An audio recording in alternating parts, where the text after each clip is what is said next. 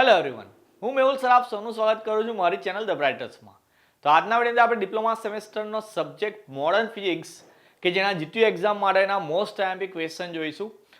હવે આની પહેલાં જે એક્ઝામ લેવાઈ ગઈ તમારી કે જેના પેપર તમારા ખૂબ સારા ગયા છે અને જે લગભગ તમને મારું આઈએમપી એમાં કામ કરી ગયું છે, તો જરા કોમેન્ટ સેક્શનમાં બતાવજો કે તમને એ વિડીયો કઈ રીતે હેલ્પફુલ થયા છે અને એ જેટલી રીતે હેલ્પફુલ થયા હશે એના કરતાં વધારે ઇફેક્ટિવ આઈએમપી લઈને આવી ગયો છું. આજે ફિઝિક્સના તમને મોસ્ટ આઈએમપી ક્વેશ્ચન આપીશ કે જો આટલા ક્વેશ્ચન તમે તૈયાર કરીને જાઓ તો તમે જીટીયુમાં પાસ તો આરામથી થઈ જ જાઓ, પણ સાથે સાથે સારા એવા માર્ક્સ સ્કોર કરી શકો. તો અહીંયા ચેપ્ટર વાઇઝ મેં બધા આઈએમપી અહીંયા એડ કરી દીધેલા છે અને આમાંથી એક પણ ક્વેશ્ચન તમારે સ્કીપ કરવાનો નથી. તમારી પાસે ઇનફ ટાઈમ છે તૈયારી કરવા માટે, તો પછી તમે સારો એવો માર્ક્સ આમાં સ્કોર કરી શકો છો. તો સ્ટાર્ટ કરીએ વિડીયો. સૌથી પહેલા ફર્સ્ટ ચેપ્ટરના છે કે જેમાં short note on SI unit એટલે કે એસઆઈ એકમ પદ્ધતિ પર ટૂંકનોંધ લખવાની છે.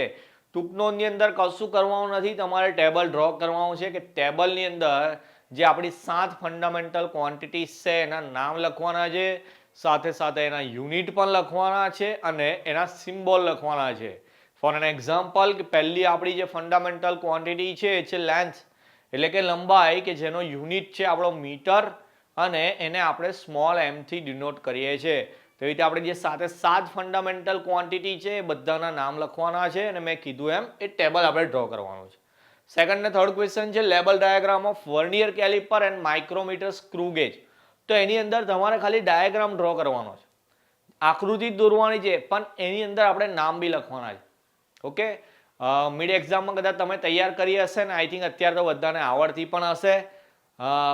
એક્સપેક્ટ એવું જ કરું છે કે અહીંયા જેટલા બી ક્વેશ્ચન એડ કરેલા છે એમાંથી લગભગ ઘણા બધા તમને આવડતા હોય, પણ જેને ના આવડતા હોય કદાચ અત્યારે વિડીયો સ્માઇલ કરતા હોય, પણ હવે ટાઈમ નથી વધારે, એક્ઝામ ચાલુ જ છે આપણી.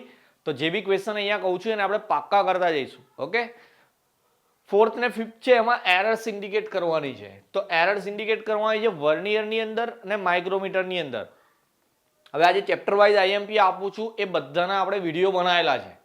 ઓકે, લિંક ડિસ્ક્રિપ્શનમાં નાખી દઈશ કે કોઈને આને થ્રુલી સમજવા હોય એક્સપ્લેનેશન સાથે આન્સર સાથે, તો એની લિંક બી હું નીચે નાખી દઉં છું કે માન લો કે 1 to 6 ક્વેશ્ચન છે તો એના માટે કયો વિડીયો જોવાનો છે, તો એ રીતે હું નીચે ડિસ્ક્રિપ્શનમાં લિંક નાખી દઈશ, ત્યાંથી તમારે તૈયારી કરી લેવાની. ઓકે, તો એરર્સ વાળા જે ક્વેશ્ચન છે એમાં બી તમારે નાના નાના સ્કેચ ડ્રો કરવાના છે કે ભાઈ વર્નિયરની અંદર ઝીરો એરર કોને કહેવાશે, પોઝિટિવ ને નેગેટિવ એરર કોને કહેવાશે. સેમ વે માઇક્રોમીટરમાં બી 3 એરરને આપણે ઇન્ડિકેટ કરવાની છે. લાસ્ટ ક્વેશ્ચન છે difference between accuracy and precision. બંનેમાં 4 પોઈન્ટ એટલીસ્ટ લખવાના, કારણ કે 4 માર્કમાં પૂછાતો હોય ડિફરન્સ એટલે. ઓકે, ફર્સ્ટ ક્વેશ્ચનના આટલા ઈએમપી હતા. સેકન્ડ ચેપ્ટર પર જઈએ. હવે પહેલો છે characteristics of electric field lines એટલે કે ચુંબકીય નહીં,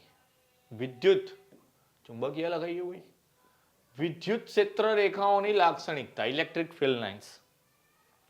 તો આઈ થિંક 4 જ છે એવી કેરેક્ટરિસ્ટિક, 4 કે 5 છે. એ 4 થી 5 પોઈન્ટ્સ જ ખાલી યાદ રાખવાના, એ બી 3 કે 4 માર્કની અંદર પૂછાય. પોઈન્ટ્સ બી પાછા નાના છે, એમાં બી તમારે કોઈ ડાયાગ્રામ ડ્રો કરવાનો નથી, ખાલી એ 4-5 લાઈન જ લખવાની છે.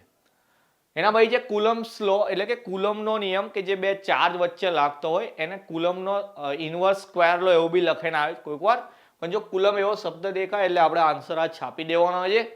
એના ભાઈ જે ડિફાઇન એટલે કે વ્યાખ્યાઓ છે કે જેમાં electric field intensity, electric flux, capacitor, capacitance, આટલી વ્યાખ્યાઓ બી કરીશું. આ વ્યાખ્યાઓ કેમ તૈયાર કરવાની, તો જીટીયુની અંદર 2 થી 3 ક્વેશ્ચન ભેગા કરીને, મતલબ કે 2 થી 3 ડેફિનેશન ભેગી કરીને 3 માર્કનો એક ક્વેશ્ચન બનાવી દે છે એ લોકો. ઓકે, એના પછી નેક્સ્ટ છે capacitors in series and parallel. તો કેપેસિટરનું શ્રેણી અને સમાંતર જોડાણ દર્શાવવાનું છે.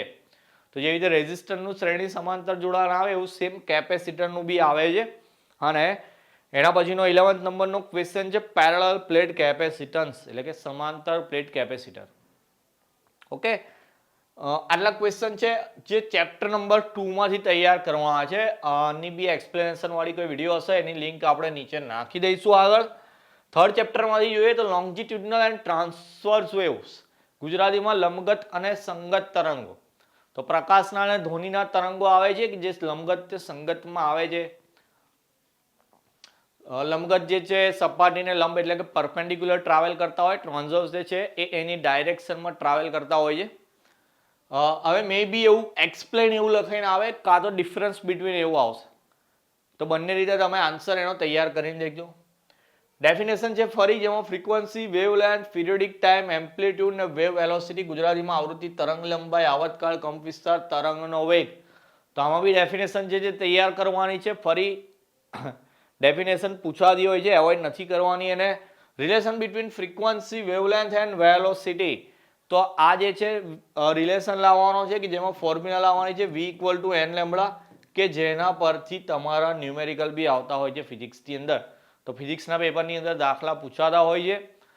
ફર્સ્ટ ચેપ્ટરમાં રહી ગયું કહેવાનું. તો ફર્સ્ટ ચેપ્ટરની અંદર માઇક્રોમીટર અને વર્નિયરની એલસી ફાઇન્ડ કરવાની, આઈધર એરર્સ ફાઇન્ડ કરવાની આવે છે, એવા ન્યુમેરિકલ પૂછાતા હોય છે. સેકન્ડ ચેપ્ટરમાંથી તો નથી પૂછાતા બહુ, પણ આ જે થર્ડ છે એમાંથી V = n લેમ્બડા પરથી પૂછાતા હોય છે. એ બી આપણે કરાયેલા છે, એની બી લિંક ડિસ્ક્રિપ્શનમાં નાખી દઈશ. એના પછી એપ્લિકેશન ઓફ અલ્ટ્રાસોનિક એટલે અલ્ટ્રાસોનિક તરંગોના ઉપયોગો, અને લાસ્ટ તમારું સોનાર કે જે એક ટાઈપનો અલ્ટ્રાસોનિકનું એપ્લિકેશન જ છે કે જેને આપણે એક્સપ્લેન કરવાનો છે ડિટેલની અંદર. ઓકે, તો આ આપણા થર્ડ ચેપ્ટર્સના આઈએમપી. નેક્સ્ટ જોઈએ ચેપ્ટર નંબર 4 કે જેમાં લોસ ઓફ રિફ્રેક્શન એટલે કે વક્રીભવનના નિયમો. 10માં આવતું હતું કદાચ વક્રીભવન, તો એ જે નિયમો ત્યાં હતા એ જ લખવાના છે. સાથે સાથે ટોટલ ઇન્ટરનલ રિફ્રેક્શન એટલે કે પુનરાવર્તિત પરાવર્તન, એ બી કદાચ 10માં આવતું હતું. એ બંને વસ્તુ જે હતી એ જ છે, કોઈ ચેન્જ નથી આમાં. Difference between laser and natural light, તો લેઝર અને નેચરલ લાઇટ એટલે કુદરતી પ્રકાશ વચ્ચેનો તફાવત લગાવો. લેઝર તો બધા રમ્યા હશો, એ લેઝરની વાત ચાલે છે અહીંયા. કુદરતી પ્રકાશ એટલે કે જ્યાં હું લાઇટ પર ઊભો છું એ લાઇટની વાત ચાલે છે. તો એ બંનેમાં શું ડિફરન્સ છે એ બતાવવાનું છે. એના પછી લેઝર એન્ડ ઇટ્સ કેરેક્ટરિસ્ટિક્સ એટલે લેઝર અને તેની લાક્ષણિકતાઓ. ઓકે, તો લાક્ષણિકતાઓના નાના પોઈન્ટ હોય જે યાદ રાખવાના. હવે ક્વેશ્ચન મે બી આ 7 માર્કમાં પૂછાઈ જાય. અરે સોરી, 7 માર્ક તો હવે નીકળી ગયું છે, આદત થઈ ગઈ. હવે 3-4 જ આવશે, તો 4 માર્ક્સમાં આવી શકે ક્વેશ્ચન. એના પછી જે એપ્લિકેશન ઓફ લેઝર, તો લેઝરના ઉપયોગો કયા કઈ જગ્યાએ થાય એ છે. 22માં જે optical fibre and its application એટલે કે ઓપ્ટિકલ ફાઇબર જે છે કે જે મોસ્ટલી આપણા સેટઅપ બોક્સની અંદર કે ટીવીના HDMI કેબલની અંદર યુઝ થતો હોય છે. તો એનું સ્ટ્રક્ચર ડ્રો કરવાનું, ને સાથે સાથે કઈ કઈ જગ્યાએ ઉપયોગ થાય, મેં કીધી ઉપયોગ 2-3, તો એ બધા ઉપયોગો બી લખવાના. સાથે સાથે એનું સ્ટ્રક્ચર ડ્રો કરીને એક્સપ્લેન બી કરવાનું. ઓકે, આ ચેપ્ટર નંબર 4 હતું. લાસ્ટ છે આપણું ચેપ્ટર નંબર 5 જે નવું છે આ વખતે મોડર્ન ફિઝિક્સની અંદર, જેનું વેઇટેજ બી 20% છે, એટલે મે બી 14 માર્ક્સનું પૂછાશે આ ચેપ્ટરમાંથી. ક્વેશ્ચન થોડા વધારે છે પણ તૈયાર કરી લેવાના. આનું બી એક્સપ્લેનેશન તમને મળી જશે આપણી ચેનલ પર, એની બી લિંક હું નાખી દઈશ. એક તો સેમી કંડક્ટર અને ઇન્સ્યુલેટર છે, બંને ત્રણે સમજાવવાના છે એનર્જી ગેપથી. ઓકે, એના પછી પી ટાઈપ ને એન ટાઈપ સેમી કંડક્ટર છે. એના પછી PN junction diode and its VI characteristics. એના પછી હાફ વેવ, ફૂલ વેવ ને બ્રિજ વેવ રેક્ટિફાયર. 3 અલગ અલગ ક્વેશ્ચન છે, એકમાં કરી દીધા, કારણ કે કાઇન્ડ ઓફ સેમ ક્વેશ્ચન છે અને હું સાથે જ ચલાવું છું. આ જે વિડીયો જોઈશો તમે એમાં બી હું 3 સાથે એક્સપ્લેન કરેલા હશે.